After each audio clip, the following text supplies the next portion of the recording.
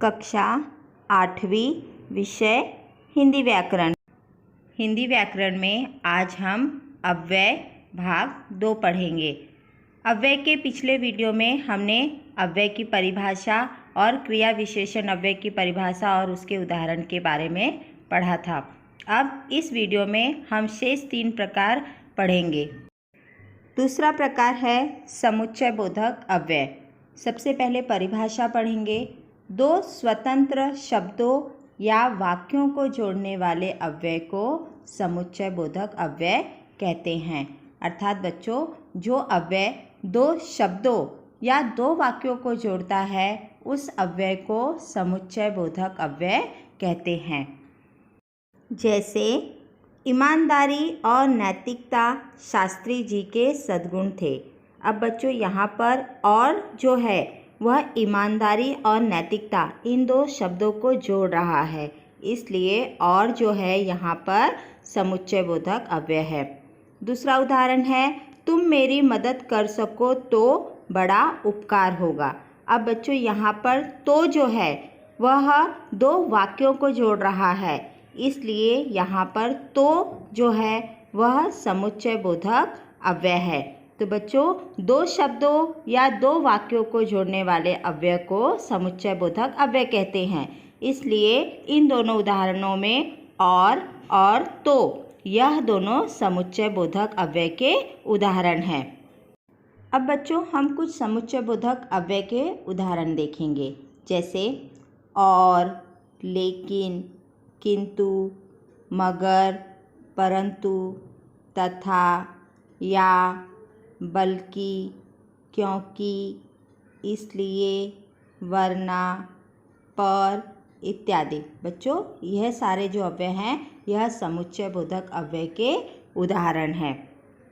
तीसरा अव्यय होता है संबंध बोधक अव्यय। सबसे पहले हम परिभाषा पढ़ेंगे। जो अव्यय संज्ञा या सर्वनाम शब्दों के साथ आकर उनका संबंध वाक्य के दूसरे शब्दों से जोड़ते हैं उन्हें संबंध बोधक अव्यय कहते हैं।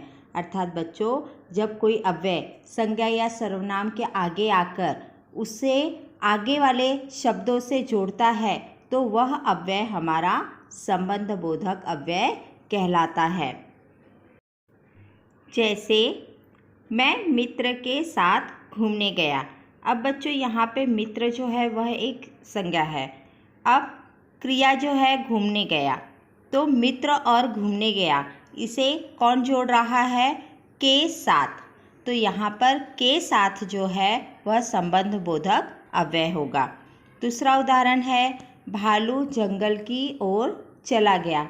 अब बच्चों, यहाँ पे भालू और जंगल यह संज्ञा है, चला गया यह आगे का शब्द है, तो इन दोनों को कौन जोड़ रहा है? की ओर। तो यहाँ पर की ओर जो है वह संबंध बोधक अव्यय है। तो बच्चों, संबंध बोधक अव्यय जो होता है वह संज्ञा या सर्वनाम के आगे आता है और उनको आगे वाले शब्दों से जोड़ता है। जैसे यहाँ पे के साथ मित्र के आगे आकर घूमने गया से जोड़ा।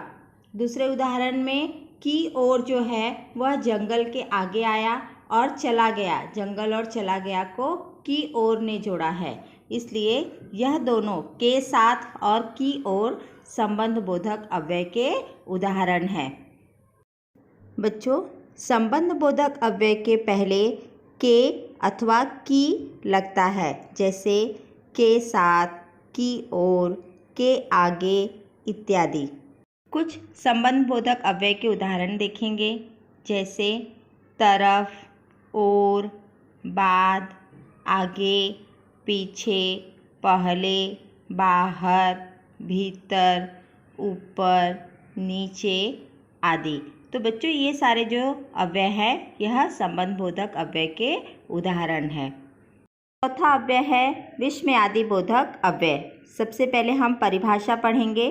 प्रशंसा, घृणा, प्रेम, शोक, विस्मय आदि भावों को प्रकट करने वाले अव्ययों को विस्मयादि बोधक अव्यय कहते हैं। अर्थात बच्चों, जहाँ पे कोई अव्यय ऐसा आया है जो प्रशंसा, घृणा, प्रेम, शोक, विस्मय इत्यादि के भावों को प्रकट करे तो वह अव्यय हमारा विस्मयादि बोधक अव्यय कहलाएगा। जैसे अरे यह पत्थर तुम्हें कहाँ से मिला। यहाँ पे बच्चों अरे अव्यय जो है वह आश्चर्य के भाव प्रकट कर रहा है, इसलिए यहाँ पर अरे जो है वह हमारा विस्मयादि बोधक अव्यय होगा। दूसरा उदाहरण है वाह क्या शानदार इमारत है। अब बच्चों यहाँ पर वाह अव्यय जो है वह प्रशंसा के भाव को प्रकट कर रहा है, इसलिए यहाँ पे वाह शब्द जो है वह हमारा विस्मयादि बोधक अव्यय होगा। अब हम कुछ विस्मयादि बोधक अव्यय के उदाहरण देखेंगे, जैसे ओह, बाप रे, हाय, हे राम, अच्छा, छी, शाबाश आदि। तो बच्चों यह कुछ विस्मयादि बोधक अव्यय के उदाहरण हैं। धन्यवाद।